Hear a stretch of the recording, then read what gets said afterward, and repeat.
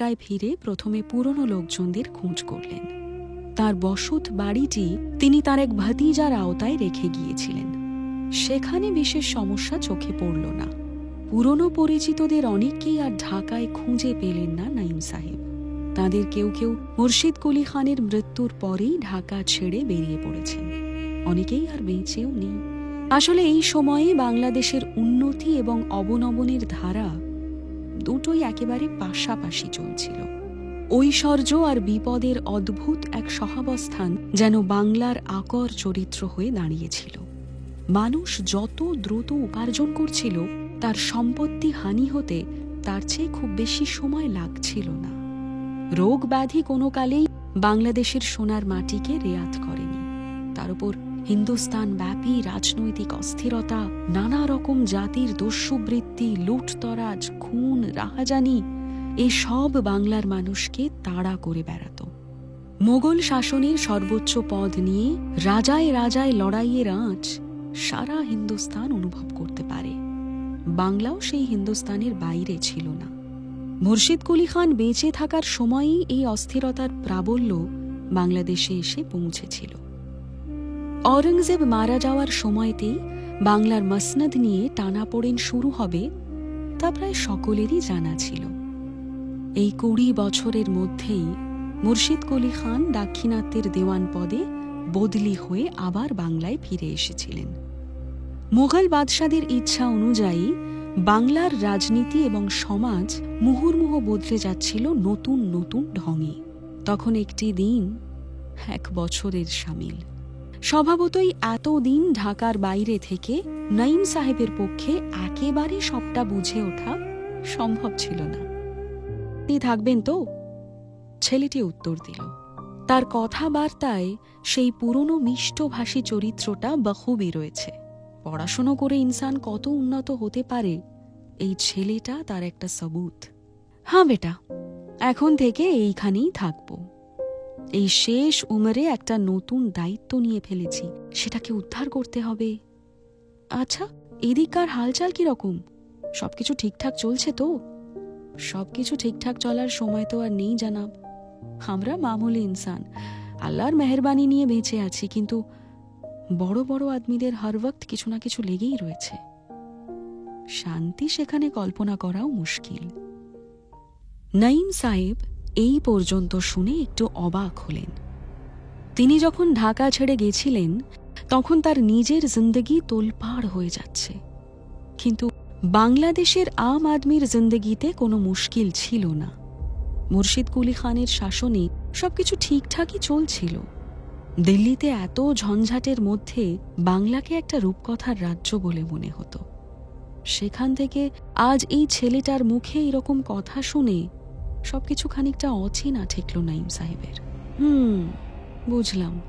দেখো, আমি এই কথা বিশ্বাস করি যে রাজা বাদশার কারবার সহজ সরলভাবে আল্লাহর কাছে যাওয়ার রাস্তার উল্টো দিকে চলে, কিন্তু মুর্শিদ কুলি খানের শাসনে তো সবকুছ বহুত সহিভাবে চলছিল। হঠাৎ করে এই বছরে কি এমন হয়ে গেল বলো তো? আমি আরো অনেকের কাছে শুনছিলাম এখানকার সমস্যার কথা। নাঈম সাহেবের জন্য প্রথম আঘাতটা এইখানেই অপেক্ষা করছিল। মুর্শিদ কুলি খানের মারা যাওয়ার খবর এবং তারপর বাংলার মসনদকে কেন্দ্র করে পাকিয়ে ওঠা গোলমালের ব্যাপারটা বাংলার বেশিরভাগ মানুষের কাছে তখনও একটা দুঃস্বপ্নের মতো। নাঈম সাহেব দীর্ঘদিন বাংলার বাইরে থেকে এই ব্যাপারে একেবারেই অজ্ঞ হয়েছিলেন। আজ হঠাৎ করে এরকম বদলে যাওয়ার পরিস্থিতির সাথে তার মুলাকাতটা মোটেই সহজ ছিল না। নাঈম সাহেবের সব কথা শুনে মসজিদের ছেলেটি মুচকি হাসল। তার সেই হাসির মধ্যে বিষাদের ছবি এতটাই স্পষ্ট যে এক ঝলক দেখে একটু চমকে যেতে হয়। সে ধীর গলায় উত্তর দিল, নবাব মুর্শিদ কুলি খান বেঁচে থাকলে হয়তো বাংলাদেশের ছবিটা এতটা খারাপ হয়ে যেত না জানাব, কিন্তু তিনি তার মসনদ সাজানো নবাবী সব রেখে আল্লাহর দরবারের দিকে পাড়ি দিয়েছেন। সে আজ 1 সালের বেশি হয়ে গেল। বলো কি, নবাব মুর্শিদ কুলি খান আর বেঁচে নেই? আমি তো এসবের কিছুই জানি না। তিনি কি কোনো জঙ্গে মারা গেছেন? মানে সেরকম কোনো খবরও তো শুনিনি। না জানাব, কোনো জঙ্গ নয়, তিনি কুদরতের নিয়মেই মারা গেছেন। এখন তবে বাংলা নবাব কে? তার কথা যত কম বলা যায় ততই ভালো জানাব। মুর্শিদ কুলি খানের ছিটে ফোটা গুণও তার মধ্যে নেই। সুজাউদ্দিন, তিনি এখন বাংলার মসনদে বসেছেন। মানুষের ভালোর চাইতে ভোগবিলাসী তার বেশি প্রিয়। বাংলার মানুষের সুখের দিন চলে গেছে। চতুর্দিকে শুধু কর্জার বোঝা আর নবাবের ধন দৌলতের দেখাওয়া। নাইম সাহেব একটা দীর্ঘশ্বাস ফেললেন। ইনসানের দুনিয়াটা বড় নাজুক। সেখানে যখন তখন সব কিছু উল্টে পাল্টে যায়। কাল যেখানে নিশ্চিন্তে ঘর সংসার করা যেত, আজ সেই জায়গাতেই সর্বক্ষণ বিপদের আওয়াজ পাওয়া যায়। মনটা ভেঙে গেল নাইম সাহেবের।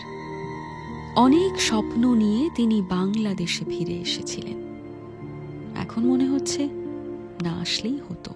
তবু দ্বিতীয় আঘাতটা এখনো অপেক্ষা করছিল তার জন্য। তিনি জিজ্ঞেস করলেন, তুমি ইমাম সাহেবকে একটু ডেকে দেবে? এসে পর্যন্ত তাকে কোথাও দেখতে পেলাম না, একটু দরকার ছিল আমার। এই কথা শুনে কিছুক্ষণ চুপ করে রইল ছেলেটি।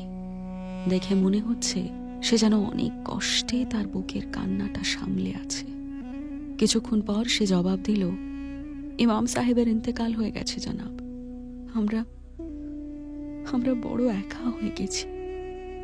যাবার আগে তিনি একবার আপনার সাক্ষাৎ চেয়েছিলেন। আর কথা বলতে পারল না ছেলেটি। চাপা কান্নার শব্দ তার কথা ছাপিয়ে শোনা যাচ্ছে। মসজিদে হতবাক বসে রইলেন হাজী নাইমুদ্দিন। ইমাম সাহেব তার কাছে পথ দেখানোর ফরিস্তা ছিলেন। এতদিন বিদেশে শুধু তার কথাই মনে হয়েছে নাইম সাহেবের। তার ভরসাতেই একটা বাচ্চা ছেলেকে এখানে তিনি নিয়ে এসেছেন সাচ্চা ইনসান তৈরি করবেন বলে। কিন্তু এখন তো সব ওলট পালট হয়ে গেল। তৌফিককে নিয়ে কোথায় যাবেন নাইম সাহেব? কার পায়ে আশ্রয় নেবেন তিনি? কোন অন্ধকারের দিন অপেক্ষা করে আছে তার এবং তার মতো আরো অনেক বাংলার মানুষের জন্য? স্বয়ং আল্লাহর কাছেও কি এই প্রশ্নের উত্তর আছে?